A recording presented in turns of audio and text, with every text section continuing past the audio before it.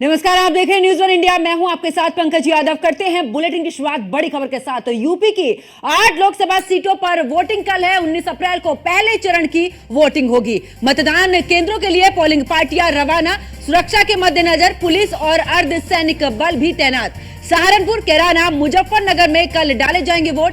बिजनौर, नगीना और मुरादाबाद में भी वोटिंग कल होगी। रामपुर और पीलीभीत की बात की जाए तो यहां पर भी कल वोट डाले जाएंगे, यानी कि पहले चरण में यहां पर भी चुनाव होना है। और कल उत्तराखंड की सभी 5 सीटों पर भी मतदान किया जाएगा। तो इस वक्त की बड़ी खबर आपको बता रहे हैं, जहां पर बता दें कि उत्तर प्रदेश की अगर बात की जाए तो यूपी की 8 लोकसभा सीटों पर वोटिंग कल है और 19 अप्रैल को पहले चरण की वोटिंग होगी। मतदान केंद्रों के लिए पोलिंग पार्टियां भी रवाना हो चुकी हैं और धीरे धीरे मतदान केंद्रों तक पहुंचेंगी, जहां पर सुरक्षा के मद्देनजर पुलिस और अर्धसैनिक बल तैनात भी किए गए हैं। अगर उत्तर प्रदेश की बात की जाए, सहारनपुर, कैराना, मुजफ्फरनगर में कल वोट डाले जाएंगे। बिजनौर, नगीना, मुरादाबाद में भी वोटिंग होगी। रामपुर और पीलीभीत, कुल मिलाकर ये 8 सीटें हैं जहां पर उत्तर प्रदेश में कल पहले चरण में मतदान किया जाएगा। बात करते हैं उत्तराखंड की, जहां पर कल उत्तराखंड में भी सभी 5 लोकसभा सीटों पर वोट डाले जाएंगे। और आपको बता दें कि पहले चरण की शुरुआत कल से है। और अगर बात करें तो पहले चरण में उत्तर प्रदेश की 8 लोकसभा सीटों पर मतदान किया जाएगा। सुरक्षा के मद्देनजर अगर बात की जाए तो व्यापक इंतजाम इस दौरान किए गए हैं। अगर उत्तर प्रदेश की 8 सीटों की बात करें तो इनमें से सहारनपुर, कैराना, मुजफ्फरनगर, बिजनौर, नगीना, मुरादाबाद, रामपुर और पीलीभीत, यानी कि ये 8 लोकसभा सीटें हैं जहां पर कल वोटिंग होगी पहले चरण में। और अब बात अगर उत्तराखंड की करें तो उत्तराखंड की सभी 5 सीटों पर वोट डाले जाएंगे। कुल मिलाकर अगर राजनीतिक हलचल की बात करें तो यहां पर पहले चरण को लेकर लगातार, चाहे विपक्ष की बात करें या फिर बीजेपी की बात करें, एक के बाद एक चुनावी जनसभाएं यहां पर हुई है। बीजेपी की तरफ से जिस तरीके से 80 लोकसभा सीटों का लक्ष्य रखा गया है, इसको लेकर चाहे प्रधानमंत्री नरेंद्र मोदी की बात करें, अमित शाह की बात करें या फिर खुद मुख्यमंत्री योगी आदित्यनाथ की बात करें, पूरे तरीके से साधने की कोशिश। और ऐसे में अगर बात करें यूपी की 8 सीटों पर मतदान कौन कौन सी है, रामपुर, सहारनपुर, पीलीभीत, नगीना, बिजनौर, मुरादाबाद और मुजफ्फरनगर, कैराना, ये 8 लोकसभा सीटें हैं जहां पर उत्तर प्रदेश के अंदर मतदान होगा। यानी कि कल से पहले चरण की शुरुआत हो जाएगी। और पहले चरण में उत्तर प्रदेश की अगर बात करें तो रामपुर, सहारनपुर, पीलीभीत, नगीना, बिजनौर, मुरादाबाद और कैराना, ये 8 लोकसभा सीटें हैं जहां पर मतदान होगा। इसके अलावा अगर बात करें उत्तराखंड की तो उत्तराखंड में भी 5 लोकसभा सीटें हैं और इन 5 पर पहले चरण में ही वोट डाले जाएंगे। और इसको लेकर राजनीतिक हलचल की अगर बात करें तो राजनीतिक हलचल भी अक्सर देखने को मिली है, क्योंकि यहां पर कुल मिलाकर बात करें तो सभी राजनीतिक पार्टियां अपने अपने खेमे से पूरी तरीके से चुनावी मैदान में उतरी और ऐसे में जनता को लुभाने के लिए किसी ने भी कोई भी कोर कसर नहीं छोड़ी है। और अगर बात करें तो अब 19 अप्रैल यानी कि कल पहले चरण का मतदान होगा। अगर कुल लोकसभा सीटों की बात करें उत्तर प्रदेश की तो 80 लोकसभा सीटें, इनमें से 8 सीटों पर कल पहले चरण में मतदान होगा।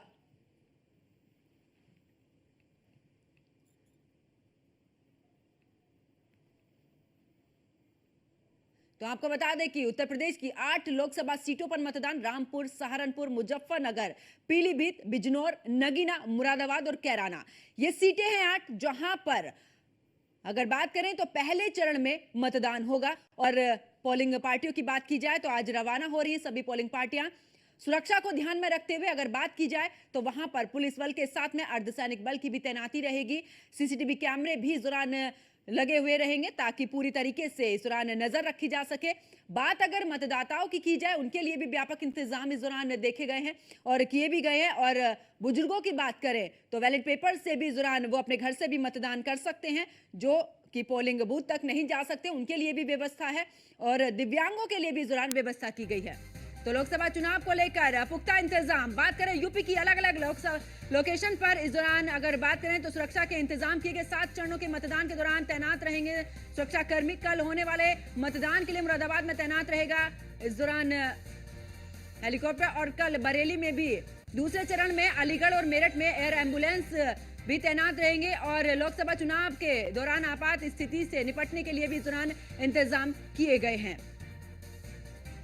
तो लोकसभा चुनाव को लेकर पुख्ता इंतजाम। यूपी की अलग अलग लोकेशन पर एयर एम्बुलेंस की सुविधा रहेगी। यूपी में 7 चरणों के मतदान के दौरान तैनात रहेंगे एम्बुलेंस और हेलीकॉप्टर कल होने वाले मतदान के लिए अगर बात करें तो मुरादाबाद में तैनात रहेगा हेलीकॉप्टर। इसके अलावा कल बरेली में भी एयर एम्बुलेंस की रहेगी सुविधा। दूसरे चरण के मतदान में भी इस दौरान अलीगढ़ और मेरठ में तैनात रहेगी एयर एम्बुलेंस। लोकसभा चुनाव के दौरान आपात स्थिति से निपटने के लिए भी व्यवस्थाएं की गई हैं। और इस दौरान अगर बात की जाए तो दूसरे चरण में अलीगढ़ और मेरठ में भी खास करके बात करें तो इस दौरान व्यवस्थाएं की गई हैं। और पुलिस बल के लिए भी मेडिकल सहायता पहुंचाने में भी इस दौरान मदद मिलेगी। तो अर्धसैनिक बल और पुलिस बल को भी इस दौरान मेडिकल की अगर बात की जाए तो सहायता पहुंचाने में इस दौरान मदद मिलेगी। इसके अलावा यूपी शासन ने एयर एम्बुलेंस की तैनाती के लिए दी थी वित्तीय मंजूरी और आखिरकार अब ऐसी व्यवस्था वहां पर नजर आएगी। तो यूपी की अगर बात करें अलग अलग लोकेशन पर इस दौरान इंतजाम किए गए हैं, पुख्ता इंतजाम किए गए हैं। यूपी की अलग अलग लोकेशन पर एयर एम्बुलेंस की सुविधा रहेगी। यूपी में 7 चरण यानी कि 7 चरणों में उत्तर प्रदेश में चुनाव होना है, 80 लोकसभा सीटें। ऐसे में बात करें तो मतदान के दौरान तैनात रहेंगे एम्बुलेंस और हेलीकॉप्टर। कल होने वाले मतदान के लिए भी मुरादाबाद में तैनात रहेगा हेलीकॉप्टर। कल बरेली में भी एयर एम्बुलेंस की सुविधा रहेगी। दूसरे चरण की अगर बात कर लें तो मतदान में अलीगढ़ और मेरठ में तैनात रहेगी एयर एम्बुलेंस। लोकसभा चुनाव के दौरान आपात स्थिति से निपटने के लिए पूरी व्यवस्था की गई है। तो पूरी व्यवस्था प्रशासन की तरफ से। और ज्यादा जानकारी के साथ देहरादून से ब्यूरो चीफ सुदीप जैन हमारे साथ में जुड़े हैं, पीलीभीत से अमित मिश्रा और सचिन जौहरी मुजफ्फरनगर से, जबकि एसके वाजपेयी लखनऊ से हमारे साथ में जुड़े हैं। शुरुआत करूंगी इस दौरान एसके वाजपेयी यहाँ के साथ में। अगर बात करें लखनऊ की आखिरकार क्या कुछ इंतजाम, क्योंकि उत्तर प्रदेश की अगर बात करें 8 लोकसभा सीटों पर मतदान होना है, ऐसे में पोलिंग पार्टियां भी जा रही हैं, तो क्या कुछ पुख्ता इंतजाम इस दौरान नजर आ रहे हैं? और बिल्कुल निश्चित तौर पर देश का सबसे बड़ा सूबा है उत्तर प्रदेश और हमेशा केंद्र में सरकार बनाने में अपनी अहम भूमिका निभाता रहा है, चाहे केंद्र में सरकार किसी भी पार्टी की रही हो। लेकिन उत्तर प्रदेश से बगैर जीते, मतलब उत्तर प्रदेश में बेहतर परफॉर्म किए बिना केंद्र में आज तक किसी भी पार्टी की सरकार नहीं बनी। यही एक वजह है कि उत्तर प्रदेश के चुनाव को लेकर खासा फोकस सभी पार्टियों का होता है। और चूंकि पश्चिमी उत्तर प्रदेश से चुनाव का आगाज हो रहा है, कल पहले चरण की 8 सीटों के लिए उत्तर प्रदेश में मतदान होगा, जिसको लेकर निर्वाचन आयोग, उत्तर प्रदेश पुलिस मुख्यालय पूरी तरीके से चौकन्ना है। लगातार लखनऊ निर्वाचन आयोग का जो मुख्यालय है वहां से इन सभी 8 सीटों को लेकर पूरी तरीके से नजर रखी जा रही है। जिला निर्वाचन अधिकारियों के माध्यम से लगातार पल पल की रिपोर्ट ली जा रही है। हालांकि इस बार कई चीजें नई होने जा रही हैं। खासतौर पर पहले हम उन पश्चिमी जिले जो 8 हैं जिसमें अलग अलग जो सीटें हैं जहां पर मतदान होना है, उन सीटों की बात कर लें तो इसमें सहारनपुर, कैराना, मुजफ्फरनगर, नगीना, पीलीभीत, रामपुर, मुरादाबाद जैसी सीटें शामिल हैं। हालांकि इन सीटों के मतदान को लेकर जो पोलिंग पार्टियां हैं वो अपने स्थल पर पहुंच चुकी हैं, क्योंकि 24 घंटे से भी कम का वक्त बचा है जब मतदाता अपने मताधिकार का प्रयोग करेंगे। हालांकि ईवीएम को लेकर बहुत सारे सवाल थे, जिनको लेकर आयोग ने अपनी स्थिति साफ कर दी है। वीवीपैट साथ लगा होगा और रिजर्व में भी ईवीएम तैनात रहेंगी। हालांकि इस दौरान 1-2 चीजें नई की गई हैं, जिसमें सबसे बड़ी चीज यह है कि जो 85 साल से ऊपर के जो बुजुर्ग मतदाता हैं उनको घर से भी वोट डालने की सुविधा होगी।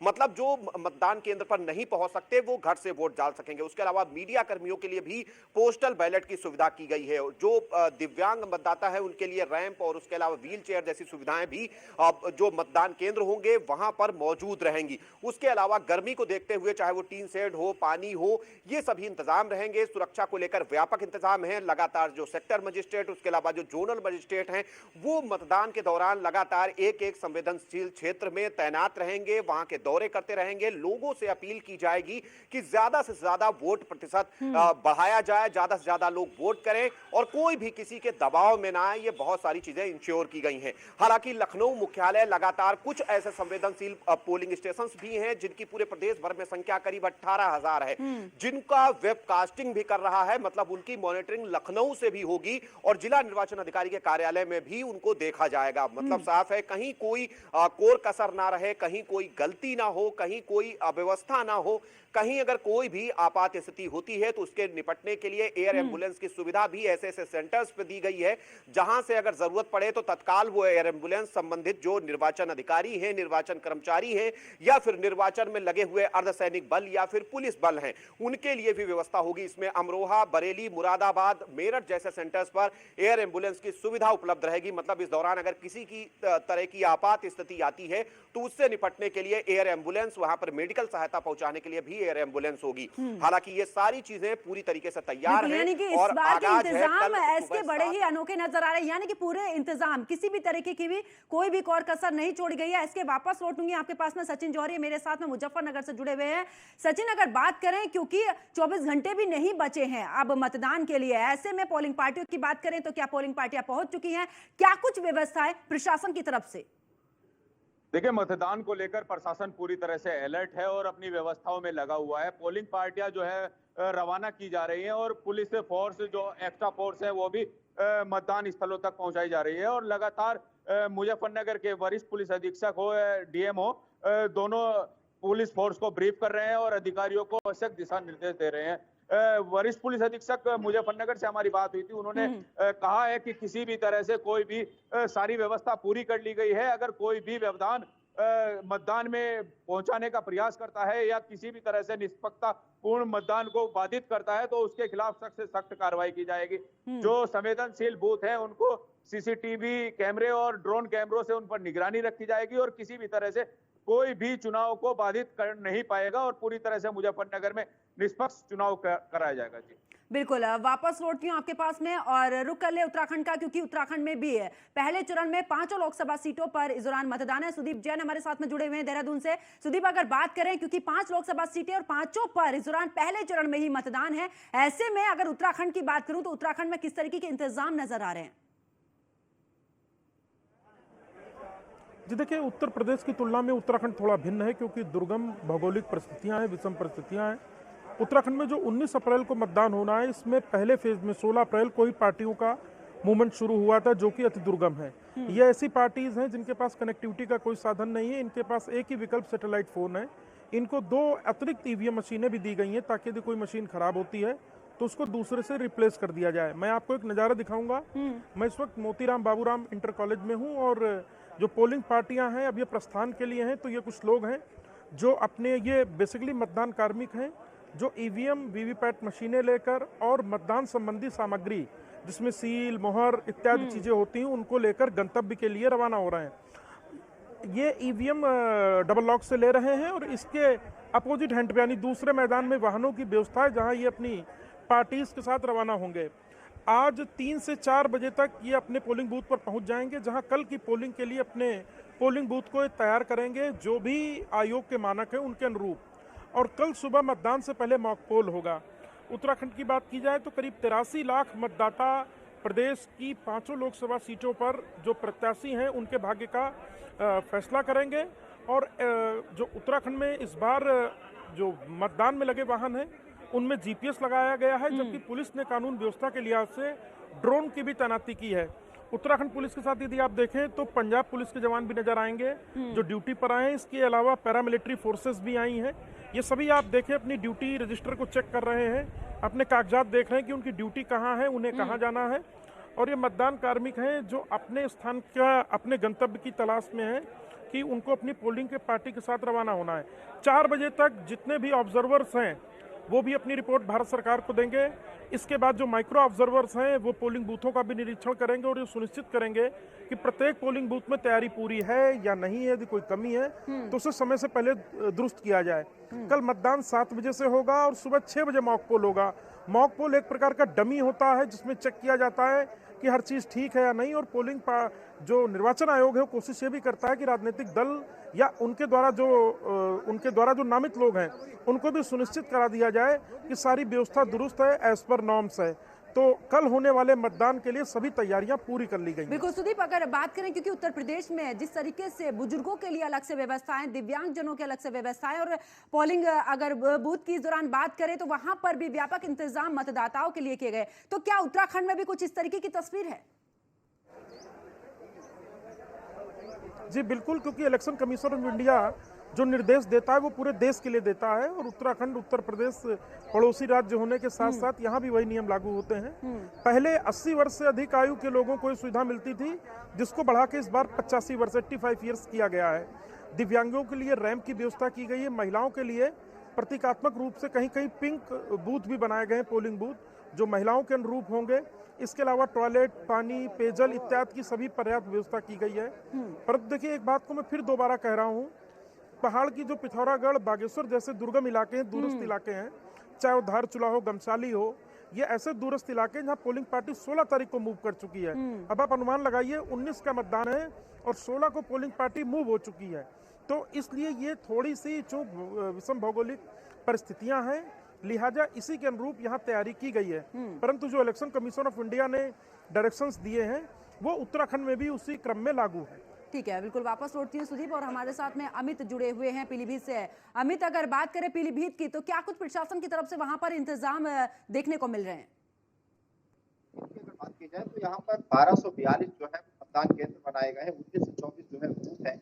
वहीं यहाँ और व्यवस्था की अगर हम बात करें तो उसके साथ ही यहाँ 17 जोनल मजिस्ट्रेट हैं और जो है 120 यहाँ पर जो है सेक्टर मजिस्ट्रेट बनाए गए। तो यहाँ की व्यवस्था जो है पूरी तरह से चाक चौबंद व्यवस्था है। पूरा प्रयास किया जा रहा है प्रशासन के द्वारा कि यहाँ मतदान बहुत अच्छे से कराया जाए, पूरे जनपद में पूरी व्यवस्था बेहतर की जाए।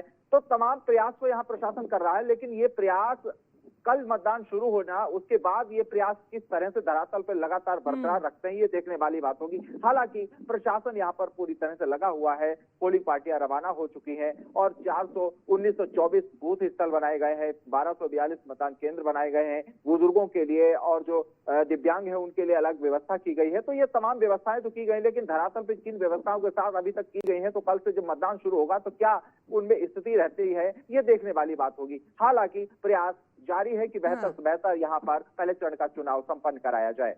बिल्कुल अमित, वापस लौटती हूँ। और एसके, अगर बात करें, क्योंकि इस बार एयर एम्बुलेंस की सुविधा, हेलीकॉप्टर की सुविधा और साथ ही किसी भी तरीके की कोई भी ऐसी स्थिति ना बन पाए जहां पर अगर मदद की जरूरत हो तो पुलिस कर्मियों को जल्दी से मदद उस दौरान पहुंचाने के लिए तमाम सुविधाओं का इस बार ख्याल रखा गया है।